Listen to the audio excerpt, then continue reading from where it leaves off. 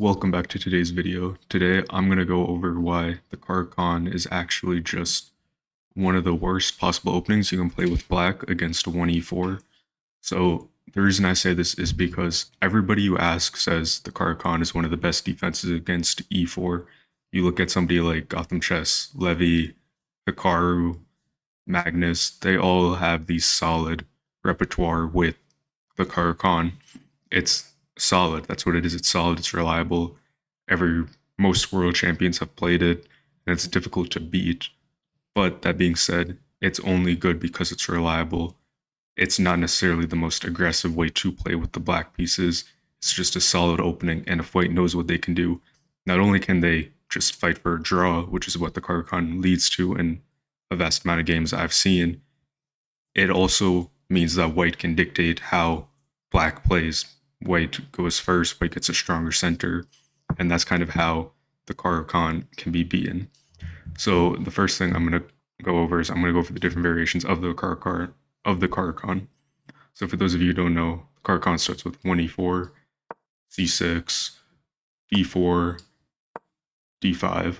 That's basically the Caro-Kann in a nutshell. You put the two black pawns here. That's what it looks like from the black side. You put it here, and white gets this nice center where they basically try to fight against the Caro-Kann.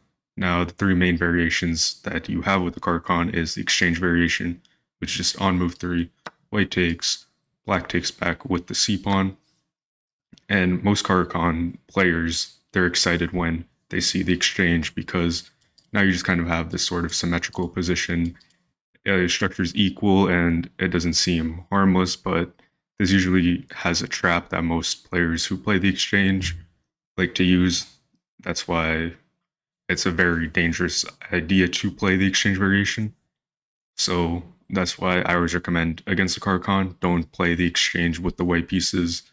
Sure, you get symmetrical position, but also you have to remember white can always play the move e5 with this supported d-pawn, bring out the knights, and basically have a nice center.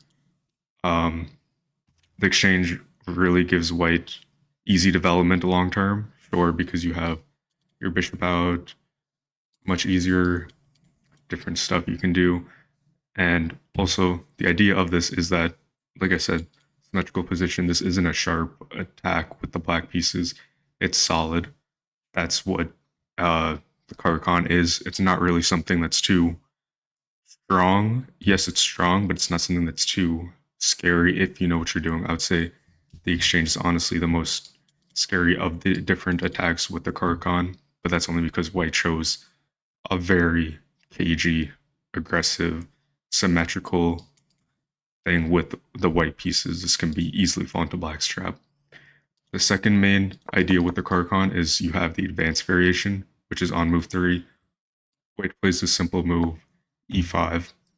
The idea of e5 is just to give white as much space as possible. You're locking the center down. You're basically trying to gain as much space as you can, and you fix the center. And this means that black now has less room, and white has pretty obvious attacking plans. It's going to develop its dark squared bishop. It's going to try to trade it off for a knight somewhere to try to put more pawns on the dark squares, fight for the center. Remember, in chess, you trade off one color bishop, try to put your pawns on that color to strengthen the board again, because you're missing that. And the idea of the advance is pretty simple. White wants to play h4, white wants to play g4, h5, and just storm this king side attack. Very Bobby Fischer-like, very tall-like. You want to pawn storm, you want to sacrifice, you do direct attacks, and many aggressive advanced setups revolve around just chasing black's light squared bishop. Because remember, black now has this ugly looking pawn structure. They probably might play e6, but this just traps their light squared bishop. All white has to do is just be a menace to this light squared bishop and trade off its dark squared bishop as soon as possible. Push pawns and just maneuver your pieces around this. That being said, with the white pieces, there is a very famous line in the advance. It's called the tall variation. It basically goes, black will develop this bishop to f 5, and white simply plays the move h4, a tall variation. Like I said, you're prepping these, you're trying to storm this kingside attack and almost try to get what black into a position where their king is just under constant threat. So if you actually know what you're doing with the advanced variation, I would say play it most of the time. It can easily make black uncomfortable if they don't know something as deep as the tall variation. This is just very famous line, very aggressive line. You're basically playing h4, like I said before, just storm kingside attack. If black tries to long castle, this is just ugly position. You have these two pawns pushed. You're gonna have to try to get your king to b8, a8, protect against back rank ideas because the side is obviously gonna fall eventually. That's just the idea with the tall. And you have other variations like the bayonet attack, the von der Veal attack, a bunch of other very different variations, sidelines, tall variation. I like it the most. It makes the most sense if I ever choose to play one e4 and they play c6. It's easily my go-to. That being said, another one of my favorite variations against the Caro-Kann and probably my go-to, even though I said the tall variation is very strong. This is called the two knights variation. It starts with 1e4, c6, and now going back to the white pieces, instead of playing this move d4, we play the very nice idea knight to c3.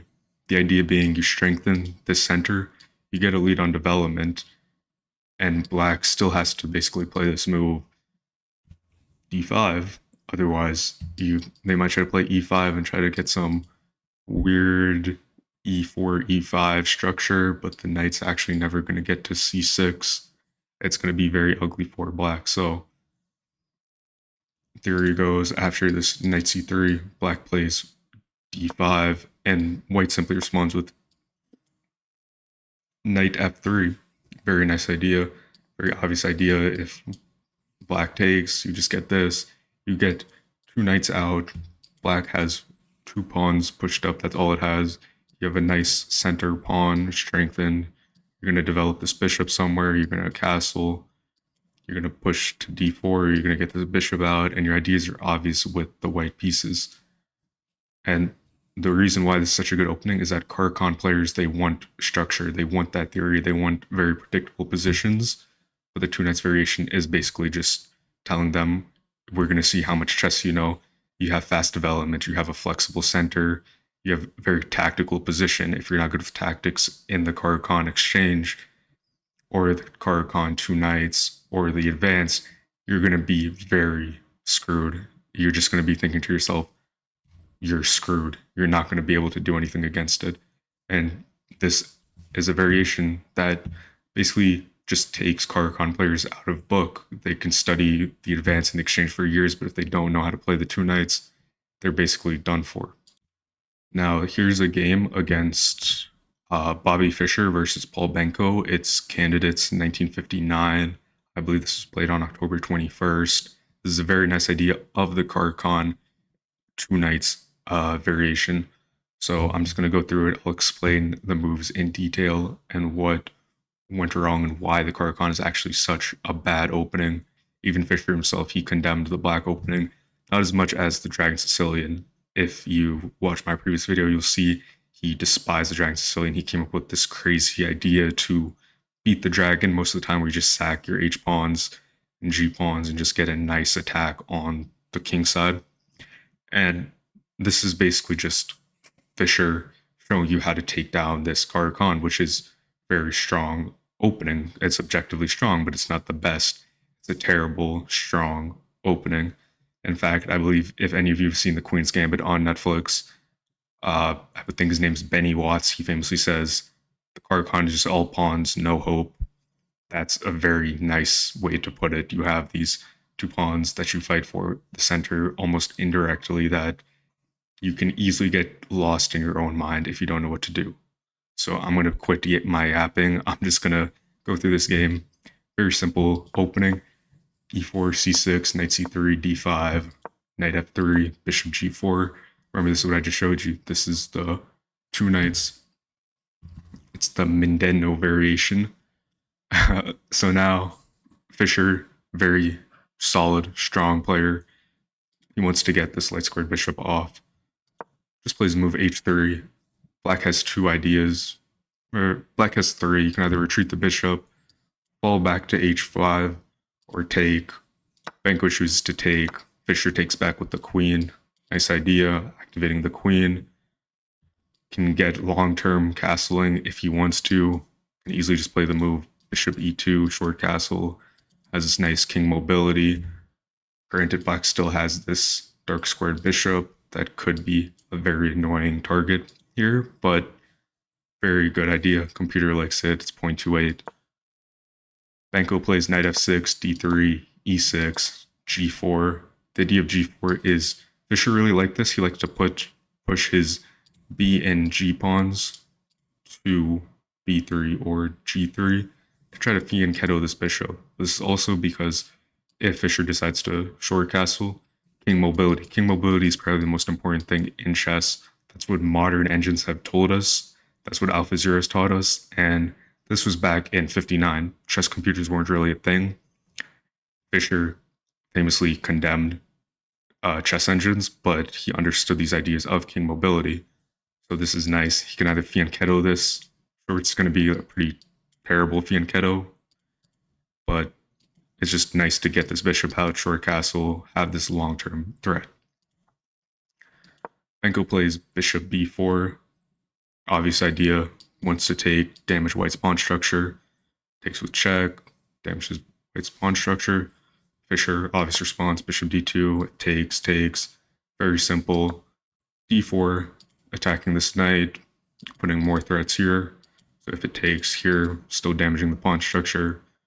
Fischer plays knight to b1, willingly retreating his knight. He puts his knight back, essentially deactivating it, because he wants Benko to play this move bishop takes and knight takes, developing his knight, reactivating that piece. Benko plays queen to b6, very obvious idea. If takes, it's a free bishop or free pawn. This is another idea that's important in chess. Be careful of taking b and g pawns if they look free. You can pretty easily get your queen trapped. I've seen that happen more than enough times to know that just got to think when you take this, is there a way that you can get your queen trapped? If you can, go for it. Here, Fischer plays this nice move, b3, seeing that that's what Benko wants to do. He plays this so it can never happen. And if he doesn't, Fischer can always, if this dark sword bishop retreats, Fischer can always fianchetto this bishop, putting pressure on this d pawn. Now Benko plays a move a5, wants to play a4, a3, and just either take or just advance, kill off this knight from ever getting to the a3 square, very AlphaZero-like. Fischer plays this nice move a3, kicking out this dark squared bishop. Dark squared bishop has one of two ways, retreat or it takes. Benko opts to take with check. Knight takes, reactivating this knight, reinforcing this pawn on b3, supporting this queen. Bunch of nice ideas. This knight is a very active piece, very strong. Benko plays queen to c5. He wants to attack this c pawn. What does Bobby do? He retreats his queen to d1, strengthening this, keeping up this diagonal that is open, and also protecting this pawn, or this knight. Benko plays h5. Now he's pushed his flank pawns. He has a and h pawn pushed, almost getting a kind of castle-like structure, or it's kind of a boat, actually. Very boat-like. I don't know if you guys can see that. Kind of triangle sail. Very boat-like. Anyways, Fischer plays h4. Remember what I said before. You trade off your one color bishop, you push your pawns on that color to strengthen it. This is what Fischer does. He has 4 pawns on dark squares. Granted, these pawns kind of have to be on light squares. These pawns are serving a purpose, but these pawns not only prevents the move h4, it also kills off any dark squared activity that black wants to get. This is what you need to do when you down a bishop of a certain color. Continuing, Benko plays this move, bishop b to d7. This is just a developing move. He wants to have this e5 square strengthened with a queen and a knight. He has ideas of knight to b6, supports this knight. Very nice idea. And you see we're 14 moves in, and the eval bar is dead equal. This is what I mean that the Caro-Kann doesn't give you a major advantage. It's a solid opening. It's reputable.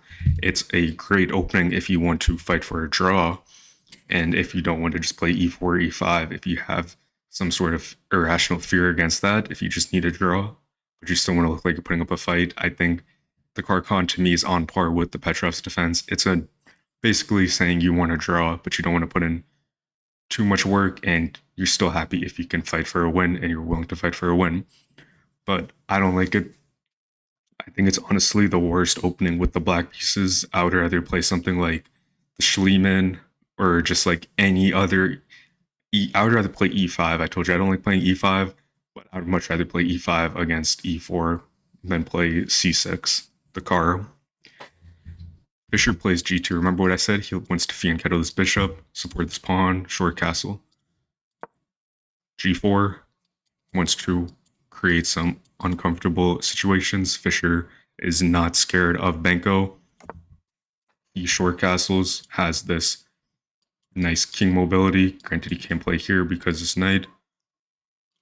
So Benko plays g5, trying to rip apart this white position, similar to what Fischer talked about in the Dragon, basically just ripping apart the kingside attack. Granted, it was the opposite color, it was a different opening, but it's the same idea. You just want to take apart this black king's defenses. And remember, black has not castled.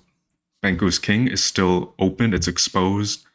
It has very dangerous traps, tactics, if you will. Fischer plays this move b5. He's not afraid of his takes. He's just going to try to play good chess. He wants to win. He plays b4, trying to tear apart this, chase away this black queen. And this idea doesn't work if you do pawn takes.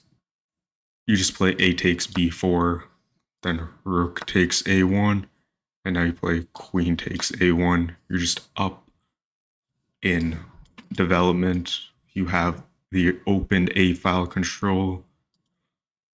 You can't really take this. You can take it if you want, but you just play queen a8 check, and not a good idea. So after queen e7, after b4, Benko plays queen e7, retreating. Knight f3, supporting this pawn. G takes, knight takes. Remember, this is something people tell you not to do in beginner chess. Knight's on the edge of the board. You can do it if you know what you're doing. Rules in chess can be broken if you know what you're doing. And when I say rules, I mean these fundamental ideas, not like pawns can only move one or two squares. Knight d, e5, queen d2, rook g8, queen f4. And you see this is just very solid. Very solid. Continue developing, chopping down. You see, I'm saying the word solid a lot. That's what the Caro-Kann is. It's solid, but it's bad.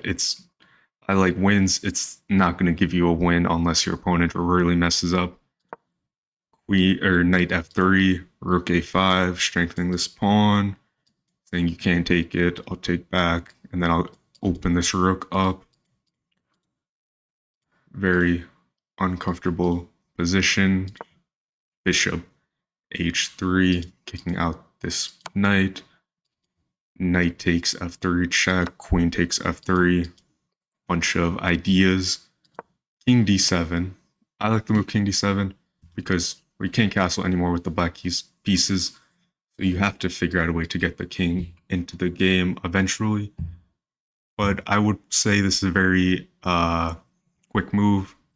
You still have queens on the board. Normally, I don't like pushing my king if queens are still on the board unless it's like a very low piece endgame. Fischer plays this nice move, king g2. I think I read somewhere lots of people don't like this move. I think it's a very nice move. It's very simple. The idea is he just has full connection. He has a lot of mobility, a lot of options to move to. He has his rooks just barreling down this, x-raying it. X rook is kind of stupid right here. late squared pawns.